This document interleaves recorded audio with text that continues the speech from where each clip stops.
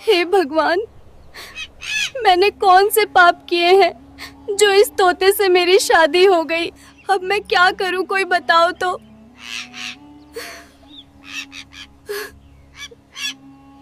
क्या हुआ जब एक लड़की की शादी तोते से हो गई? जी हाँ, आपने सही सुना। एक खूबसूरत लड़की की शादी एक तोते से हो गई और उसके बाद उस तोते ने लड़की के साथ जो किया उसे देखकर सब हैरान रह गए। आखिर ऐसा क्यों हुआ कि लड़की को एक तोते से शादी करनी पड़ी? आइए जानते हैं। बहुत समय पहले की बात है। चारों ओर हरियाली से भरा एक छोटा सा गांव था जहां लोग सादगी से जीवन बिताते थे। उसी गांव में कृपाल नाम का एक व्यक्ति अपनी पत्नी शारदा और बेटी नीलम के साथ रहता था। कृपाल अपने पूरे गांव में अपनी सच्चाई, ईमानदारी और भले स्वभाव के लिए जाना जाता था। वह इतना सीधा साधा इंसान था कि अगर कोई उससे मदद मांग ले तो वह बिना किसी स्वार्थ के, बिना कुछ सोचे समझे उसकी सहायता करने को तैयार हो जाता। चाहे खेतों का काम हो, किसी गरीब का दुख हो या किसी पड़ोसी की परेशानी, कृपाल हमेशा सबसे आगे खड़ा दिखाई देता था। उसकी पत्नी शारदा स्वभाव से बहुत शांत और सहनशील थी, लेकिन उसका स्वास्थ्य अक्सर ठीक नहीं रहता था। आए दिन वह किसी न किसी बीमारी से घिरी रहती। उनकी बेटी नीलम गांव की सबसे सुंदर और संस्कारी लड़की मानी जाती थी। उसकी आंखों में एक अलग सी मासूमियत थी, चेहरे पर सादगी की चमक और व्यवहार में गजब की विनम्रता। वह अपने माता पिता की हर बात मानती थी और पूरे मन से उनकी सेवा करती थी। कृपाल रोज सुबह सूरज निकलने से पहले उठ जाता।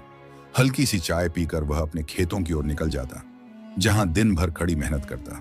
इधर नीलम घर का सारा काम संभालती, चूल्हा चौका, साफ सफाई, पानी भरना, पशुओं की देखभाल, सब कुछ वही करती।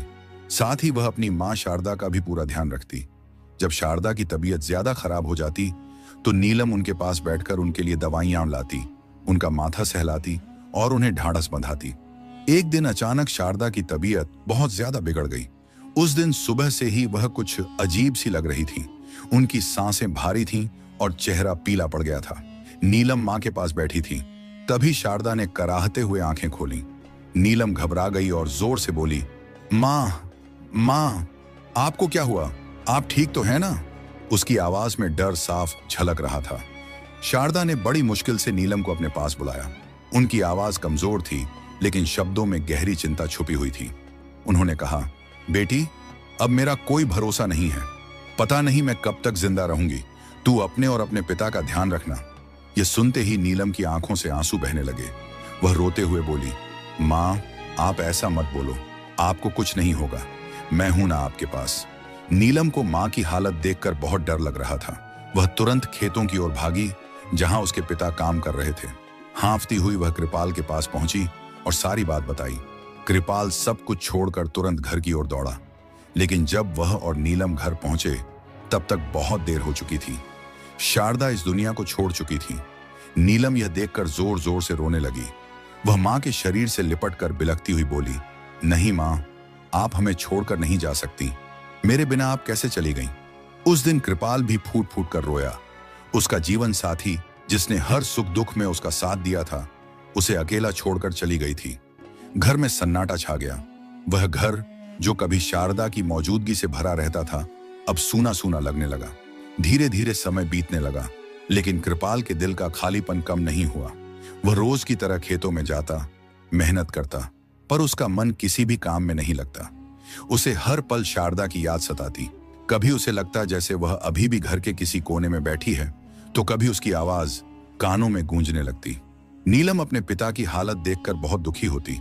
वह खुद भी मां को याद करके रोती, लेकिन पिता के सामने अपने आंसू छिपाने की कोशिश करती। एक शाम जब कृपाल थका हारा घर लौटा तो उसका चेहरा बहुत उदास था। नीलम यह देखकर अपने आंसू नहीं रोक पाई। वह पिता के पास आई और बोली, पापा, आप इतना काम मत किया करो। अपनी सेहत का भी ध्यान रखा कीजिए। कृपाल ने नीलम को अपने पास बिठाया और भारी मन से कहा, बेटी, अगर मैं काम नहीं करूंगा तो घर कैसे चलेगा? तुम्हारा विवाह कैसे होगा? यह सुनकर नीलम रो पड़ी। वह बोली, पापा, मैं शादी नहीं करूंगी। मैं आपको छोड़कर कहीं नहीं जाऊंगी। कृपाल ने उदासी भरे स्वर में कहा, बेटी, हर लड़की को एक दिन अपना घर छोड़ना ही पड़ता है। कुछ दिन इसी तरह बीतते गए। फिर एक दिन शाम को कृपाल घर जल्दी लौटा। उस दिन उसके चेहरे पर कई दिनों बाद मुस्कान थी। नीलम ने जब अपने पिता को इतना खुश देखा तो उसे भी अच्छा लगा। उसने उत्सुकता से पूछा, पिताजी, आज आप इतने खुश क्यों हैं? कृपाल ने मुस्कुराते हुए कहा, बेटी, खुश होने की बात है। मैंने तुम्हारा विवाह पास के गांव के जमींदार राजेंद्र के बेटे रणवीर से तय कर दिया है। ये सुनते ही नीलम का दिल बैठ सा गया। उसने धीमी आवाज में कहा, पिताजी, मैंने आपसे कहा था कि मैं शादी नहीं करना चाहती। लेकिन अपने पिता के चेहरे पर खुशी देखकर वह चुप हो गई। मां के जाने के बाद उसने अपने पिता को कभी इतना खुश नहीं देखा था और वह उनकी खुशी छीनना नहीं चाहती थी। दिन बीतते गए, विवाह की तैयारियां शुरू हो गईं। धीरे धीरे शादी का दिन भी आ गया। उस दिन नीलम दुल्हन की तरह सजी धजी अपने घर में बैठी थी। लाल जोड़े में वह बेहद सुंदर लग रही थी, लेकिन उसकी आंखों में आंसू थे। बारात आने वाली थी। तभी उसके पिता उसके पास आए और बोले, बेटी, अब तुम्हारी शादी होने वाली है। अपने नए परिवार में खुश रहना।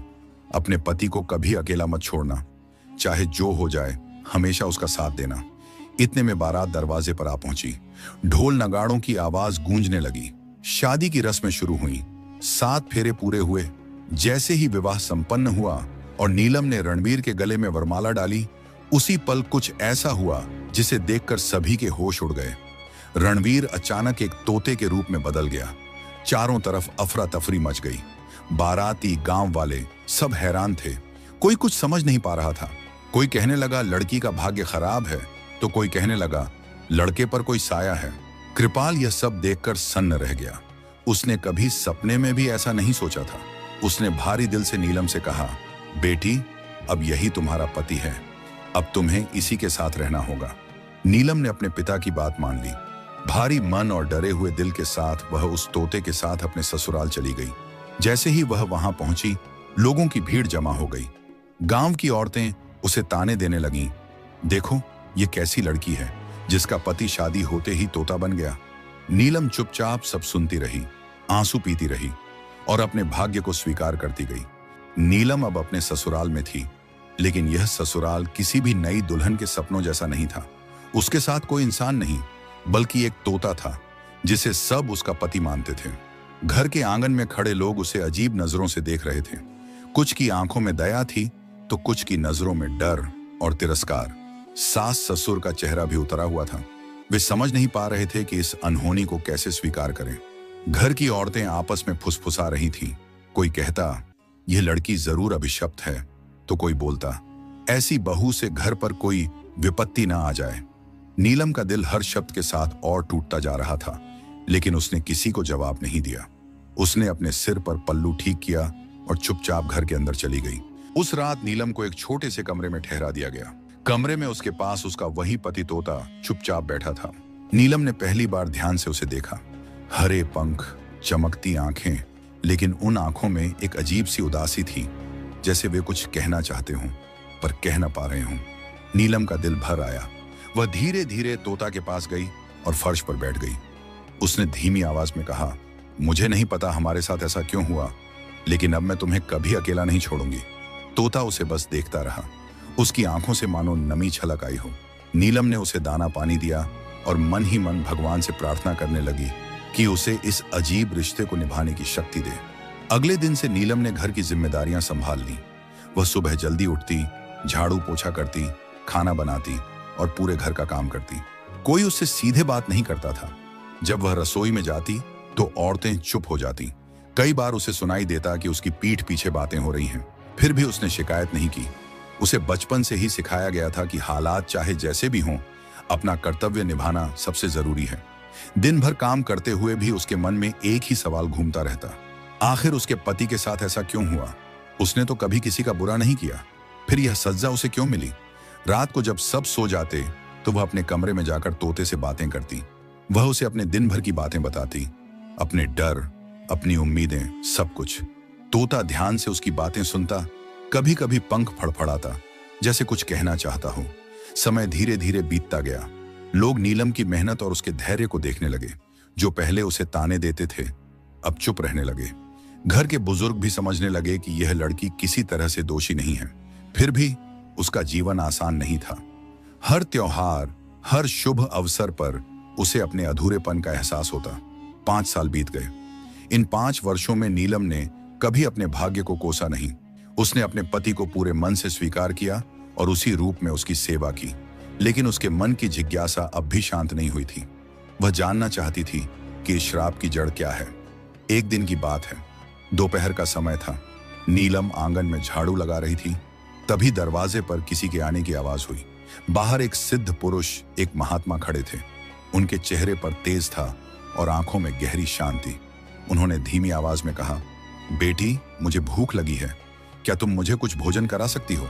नीलम ने तुरंत झाड़ू एक तरफ रखी और आदर से हाथ जोड़कर बोली, महाराज, आप अंदर आइए। उसने उन्हें आसन दिया और सादे लेकिन प्रेम से भरे भोजन की थाली उनके सामने रख दी। महात्मा ने ध्यान से भोजन किया।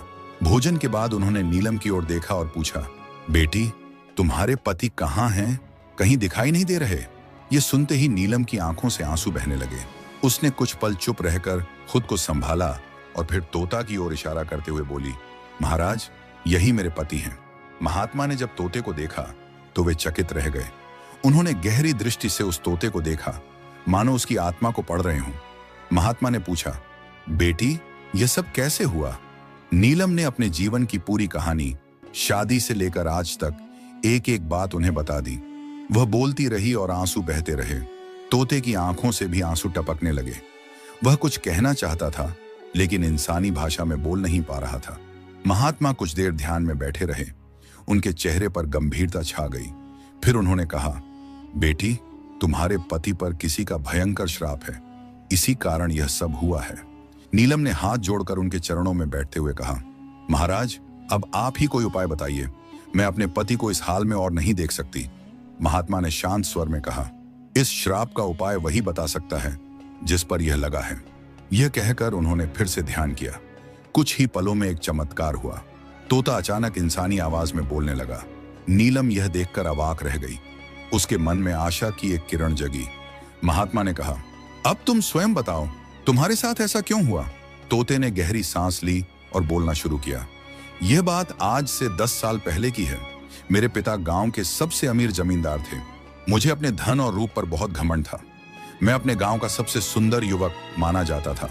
वह आगे बोला, उसी समय हमारे गांव में एक बूढ़ी जादूगरनी अपनी बेटी चंद्रकली के साथ आई। उसकी बेटी बेहद सुंदर थी। एक दिन वे हमारे घर आईं और मेरे पिता से मेरे लिए अपनी बेटी का रिश्ता लेकर आईं। मेरे पिता जानते थे कि वह औरत जादूगरनी है और उसकी बेटी से विवाह होने पर मेरा जीवन सुखी नहीं रहेगा। उन्होंने साफ इनकार कर दिया। पिता के इनकार से वह जादूगरनी बहुत नाराज हो गई। उसने मेरी ओर हाथ उठाकर श्राप दिया कि जब भी मेरा विवाह होगा मैं तोते में बदल जाऊंगा, और अगर यह बात किसी को बताई गई तो मेरी पत्नी भी उसी क्षण तोता बन जाएगी। नीलम सन्न रह गई। उसे अब सब समझ में आ रहा था। तोते ने आगे कहा, मेरे पिता को उस श्राप की सच्चाई पता थी। इसी डर से उन्होंने किसी को कुछ नहीं बताया ताकि तुम सुरक्षित रह सको। ये कहते हुए तोते की आवाज भर्रा गई। आंगन में सन्नाटा छा गया। नीलम ने कांपते हाथों से हाथ जोड़कर कहा, महाराज, अब आप ही हमें इस श्राप से बचा सकते हैं। महात्मा कुछ देर सोचते रहे। फिर उन्होंने तोते की ओर देखते हुए कहा, अब तुम्हें वही करना होगा जो मैं कहूं। महात्मा ने गंभीर और शांत स्वर में तोते की ओर देखा। उनकी आंखों में गहरी समझ और करुणा थी।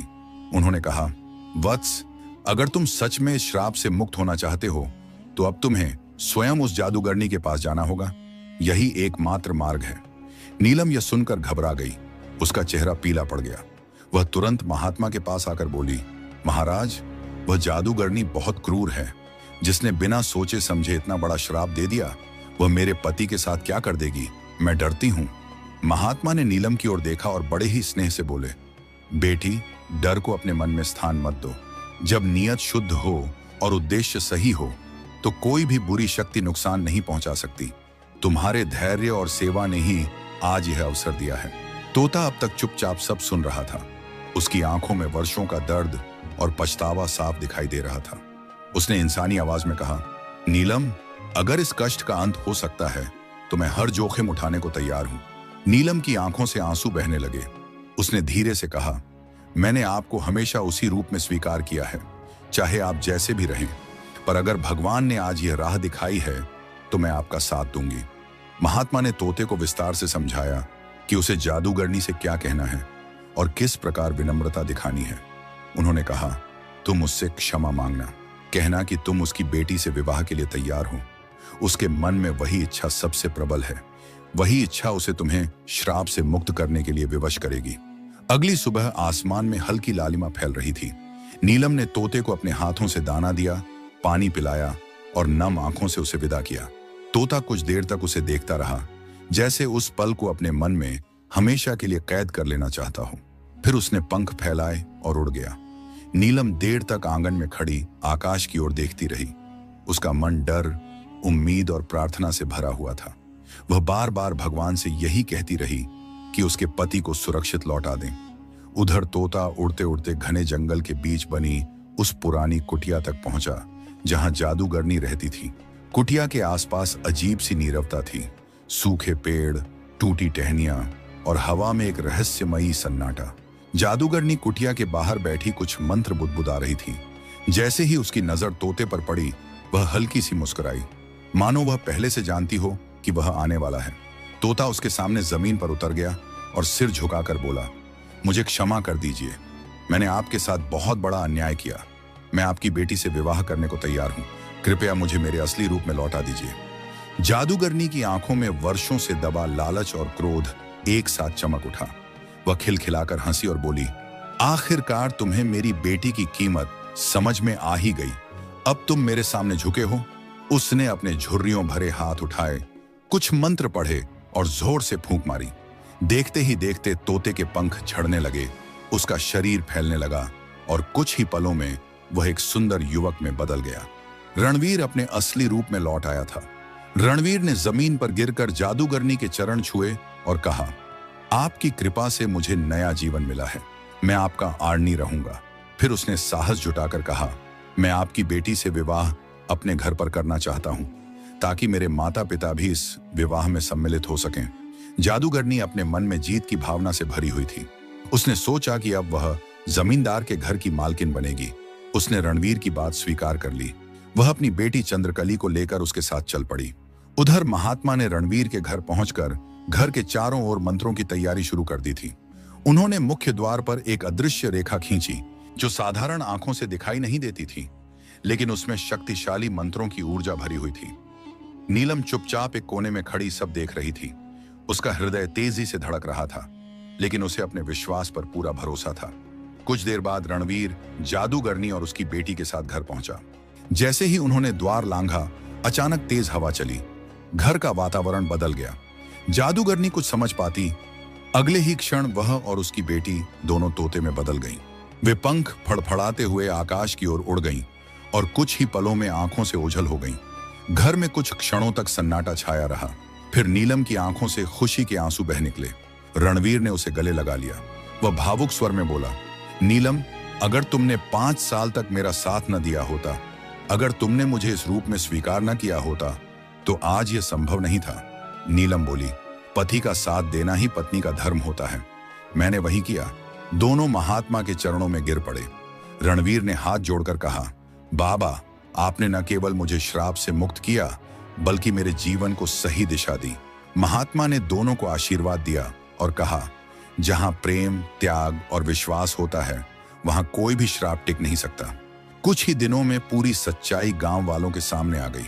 जिन्होंने नीलम को ताने दिए थे, वे शर्मिंदा हो गए। वही लोग अब उसकी प्रशंसा करने लगे। रणवीर और नीलम का विवाह दोबारा विधि विधान से हुआ। इस बार कोई भय नहीं था, कोई अभिशाप नहीं।